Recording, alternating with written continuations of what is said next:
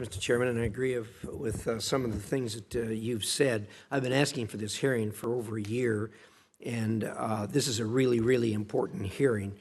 Global events right now make this a troubling hearing at a troubling time.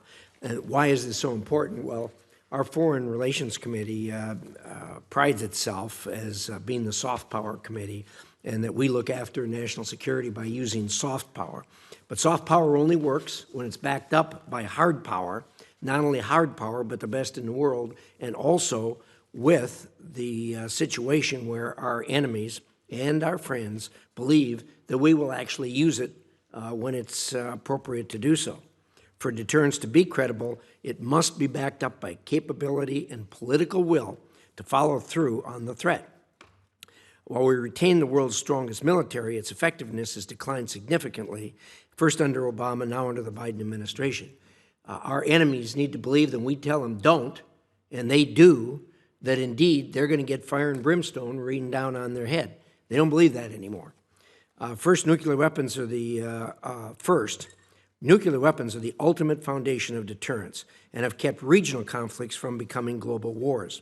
Despite this, the Biden administration has doubled down on the Obama-era talking point of, quote, reducing the role for nuclear weapons in our national security strategy. You don't reduce the role of your ultimate foundation for deterrence. And that's what the thought process is here by these two administrations. In fact, the administration demonstrated its commitment to disarmament by extending the New START treaty with Russia within the first hours of taking office. There was no rigorous policy process to support this decision, just blind faith in arms control when everybody knew that Russia was cheating every day. It was a gift to Russia. In truth, the nuclear landscape of the Cold War no longer exists. Our adversaries have changed their strategies. Russia and China have, and every day are developing new nuclear weapons and increasing their reliance on them. They're willing to cheat on treaties and gain an upper hand. As the chairman noted, the only way we know about this many times is through the use of overhead observance. They don't tell the truth. They lie to us. Despite this fact, the administration continues Obama's policy of begging China to engage in talks about strategic stability.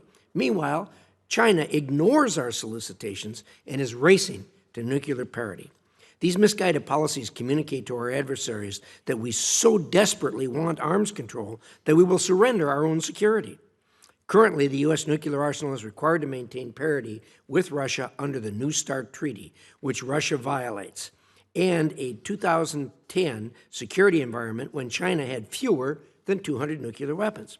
U.S. allies are understandably anxious about the explosive growth of Chinese nuclear weapons and their delivery systems, and the likelihood that Russia will rely more, not less, on these weapons.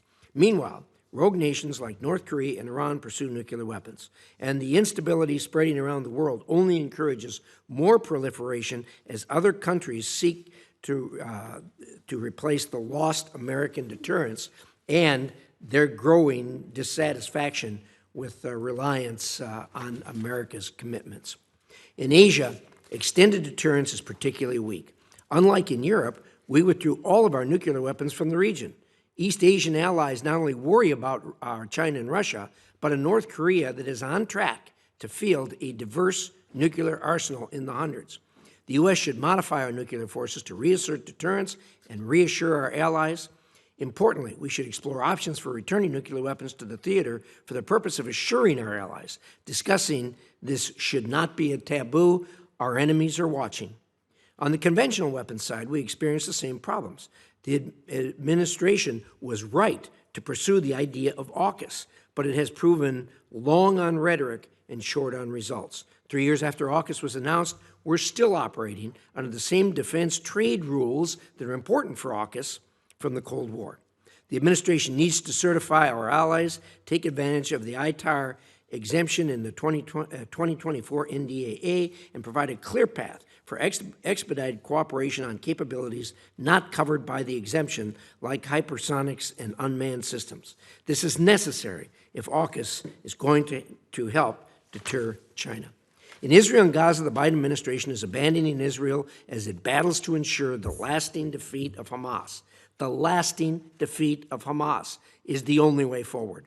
Make no mistake, America's allies and adversaries are watching. They're drawing the conclusions that the U.S. is becoming an unreliable friend. And the Democrats' vendetta against Prime Minister Netanyahu, coupled with this administration's disastrous arms sales policies and executions, is politicizing weapons sales and threatening America's ability to recruit and retain partners and friends. U.S. credibility has been severely eroded by the Biden administration's vacillating support for Israel.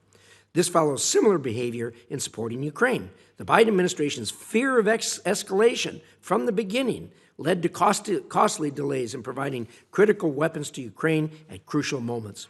This constant dithering showed Russia that the Biden administration was self-deterred, and exploiting this fear of escalation would ensure U.S. inaction. Who knows what lesson Kim Jong-un has learned from our resolve? Even more consequentially, one has to ask what China has learned. It's time to understand the world is different and requires a dramatic shift in thinking about global security. If we don't reestablish deterrence through strength and resolve, instability will only increase. Mr. Chairman, Chairman McCall and I have written a letter to the administration raising a number of these issues and asking for some answers. I'd like to include that in the record, please. Without objection, it will be included in the record. I'm sitting here in shock, actually. Ma'am, let me give you a message from our allies that you apparently aren't listening to. You think, you actually sit here and are willing to tell this committee you think the Russians are going to return to the table to negotiate on the New START treaty? Is that what you're telling this committee? Thank you for your question. You don't have to thank me for the question, just answer it. We put it this way, we want them to come back to the table, and we make it. I hear that. Do you think they're going to come back to the table? Ma'am, you're living in La La Land. They are not coming back to the table. They invaded Ukraine. They hate us. They fight us at every turn. They are not coming back to the table. The only way they'd come back to the table if they think they can snooker us again, enter into such a treaty, and then violate it and cheat on it like they did throughout the history of START and New START. You actually think you're going to get them back to the table to get a bona fide agreement with Russia? Is that what you're telling this committee? Once again, I'm saying that is our goal is to try to get them back to the table. That wasn't a question. The question was not what your goal is. The question is, do you, sitting here as the expert and as the person in charge of this for the United States of America, Moscow's listening to you right now, do you think they're going to come back to the table? Well, if we go by, all I can go by is what we've done in the past. And in the past, they have come to the table. And some of the times it was very challenging. Even during the Cold War, we had conversations. We were able to talk. So as the expert, how long do you think it's going to take for them to sit around and say, I guess we'll go back to the table and talk to our friends in the United States? How long till that happens, do you think? I honestly cannot give you an estimate exactly how long it's going to take them, because I don't know. All I I can say can. is that we want to. It's going to be never. You guys are dreaming over there if this is what you're waiting for. The next thing you answered the question to the chairman on is you're waiting for a response from the Chinese to talk some more about nuclear weapons control. Is that your response? We provided them with some papers, and we've had some conversations, and yes, it's the ball's in their court right now. Yeah. How long have you been waiting? We provided them the paper in November. Heard anything since November? No, we haven't heard anything. Not surprising. When do you think you're going to hear from them? Once again, Senator, I cannot predict when we will hear from them. I can only say that as a responsible nuclear weapons state, we need to keep making this effort. And in fact, to the international community wants to see us have these conversations because they're very concerned about the situation. And I can tell you that in conversations that I've had with our partners and allies. Yeah. We're all full of hope, but unfortunately, the history that we've had with these two countries is very, very discouraging. Let me ask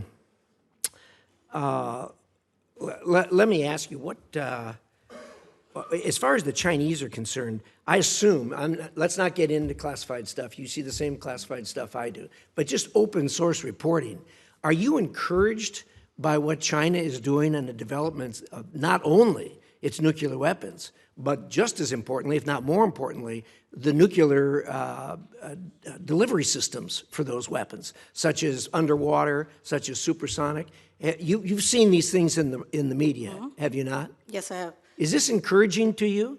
I wouldn't say the word encouraging, I'd say concerned. I think we're concerned. Yes. Is that an indication to you that they're planning on coming to the table and talking to you about these kinds of things? As I said, when we go to the table with the Chinese and the PRC, one of our efforts is to try to get us to the table so we can talk about some of these issues. Well, thank you very much, Mr. Chairman. Let me just conclude by saying I'm really disappointed in what I've heard today. These people are sitting around waiting for these things to happen, and it's dream world they're living in. It's la la land. It's ludicrous. Thank you, Mr. Chairman. Thank you, Mr. Chairman. A couple times here you used the term that our commitment to Israel was ironclad. And is that the words you're told to use by the administration? Because everybody uses it. Our commitment is ironclad. That's what they're telling you? I think it's a term, yes, and it's a term I okay, believe good. is very, I want to ask you it's about easily that. understood. Yes. Well, not so much. As I understand it, it's ironclad as long as they do what we tell them to do. Is that a fair statement? It's ironclad in the fact that we are committed to providing them what they need to achieve their goals and achieve our goals. And as long as they do what we tell them to do, right? Because we've told them not to do this and not to do that. They disagreed with us, and so we've said, you can't have this and you can't have that. That sounds more like it's wrapped in tinfoil than iron to me. It's part of conversations. I mean, we are talking with them on a regular basis. They were well aware of our concerns. I'm not talking about the talking. I'm talking about our commitment. What is our commitment to them? Our commitment is billions of dollars that we've been giving to them for their defense. Our commitment is supporting them at the UN. Our commitment is working with you in a bipartisan Do we basis to get the support funding. them in their ambition to eliminate Hamas? Yes, You do. We do. yes, And they can use the weapons that we give them to do that. yes, they can. But we've cut off weapons. We have delayed very big bombs, 2,000-pound bombs. Is that all we've delayed? That's what we've delayed. Okay. Now, you understand, on that sale that you're talking about, I signed off on that. Senator Cardin signed off on that. Our allies across the way, both the chairman and ranking member of the Foreign Affairs Committee signed off on that.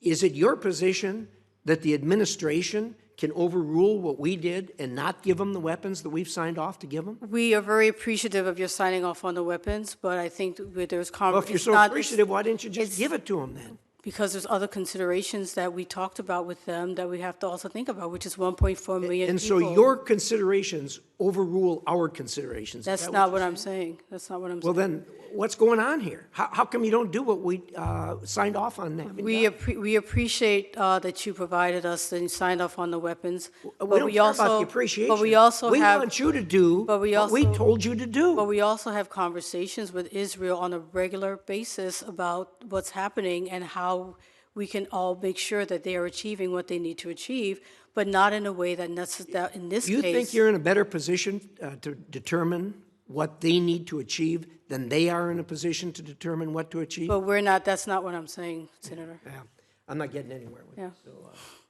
maybe Senator Shaheen will be. Before recognizing